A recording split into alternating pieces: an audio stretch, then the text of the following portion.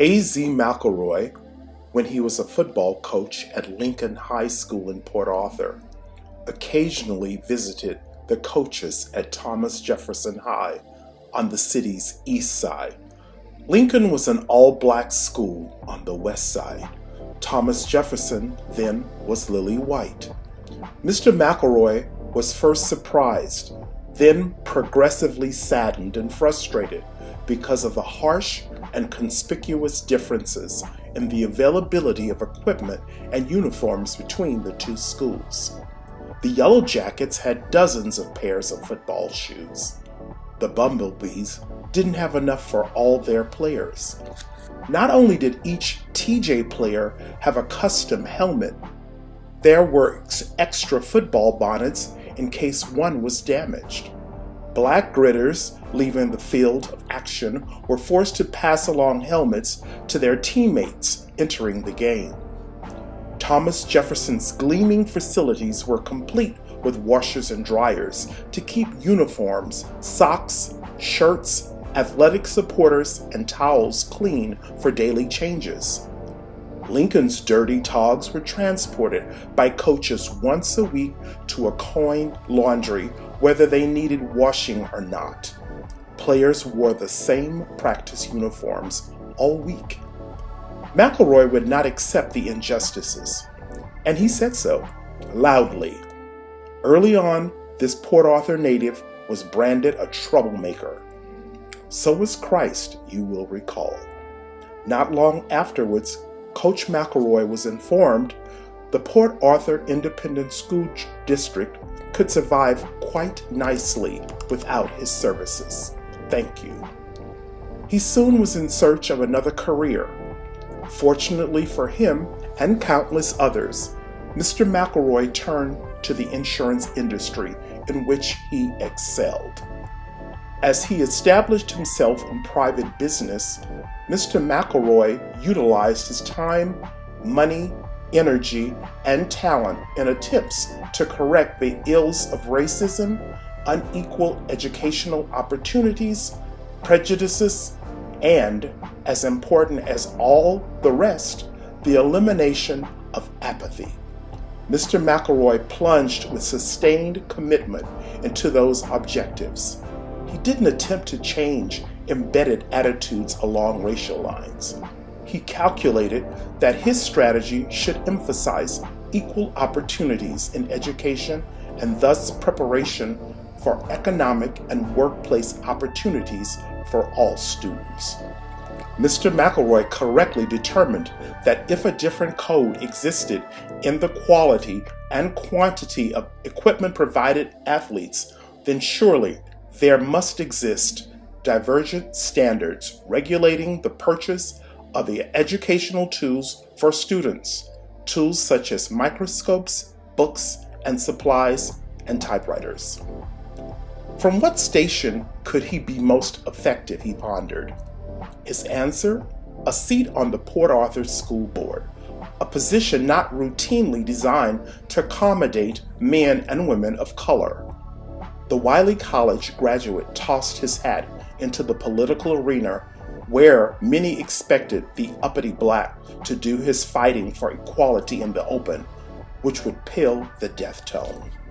He won, and his doubters were quickly fooled, harlequined by an adept, methodical school trustee who went about trying to convince, sometimes successfully, other board members there should at least be the opportunity for students to learn with comparable educational aids.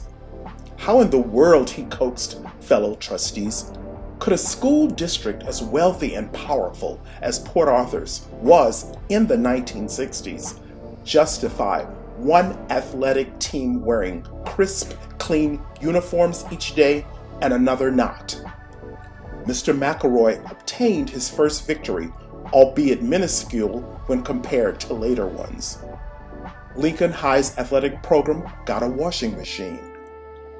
His approach now bolstered, Mr. McElroy embraced even more strongly his strategy to work within the system, to collar individual school trustees in private, where he urged them to recognize school children as school children, not white or black school children. A.Z. McElroy once said that his most loyal black supporters might abandon him should they know of the horse trading he participated in, and as often perpetrated over the years as school trustee in order to win small but critical points. This week, Mr. McElroy has been notified he has been named to receive one of the most coveted national awards in the domain in which he placed himself some years ago, and that is, to quote the citation, for being outstanding and exemplary in seeking to promote and bring about equal job opportunity and equality in the field of education. The award will be presented in Los Angeles at the annual National Education Association Convention July 4. While it is not made an entry in the documents supporting Mr. McElroy's nomination by the local Texas State Teachers Association, there is a simple but significant philosophy he has toted since being elected to the school board 9 years ago, and especially during the terms he has served since the integration order in the last decade. That philosophy was based on his opposition to the scenario that black teachers, one, who had been educated in inferior schools for 12 years, and then, two, were forced to seek education in inferior black colleges to obtain a teacher's certificate, and then, three, had to return to inferior black classrooms to teach. Four, should now, once integration was imposed and black teachers were teaching white children, five, be removed from their jobs until they had an opportunity to upgrade their teaching skills. Mr. McElroy has said, nobody cared how good the black teachers were until they started teaching white students. Then there was the cry that some were inefficient and should not be teaching. There was the attitude that black principals should not be principals where there were white children in school. He devoted himself to one, protecting the jobs while allowing integration to take its course and force better teachers, both black and white, into the system, and two, to promoting the elevation of qualified black teachers and those with administrative talents. There were many who disagreed with that philosophy. The writer of this editorial could not buy the fullness of it. But then, we have never been black. Mr. McElroy has been, is now, and will remain black.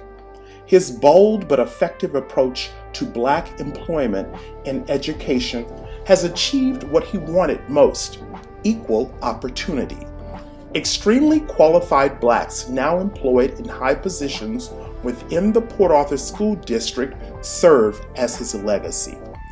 And they probably never realized their opportunities evolved from a few old football shoes, some lousy helmets, stained uniforms, dirty jocks, and a washing machine.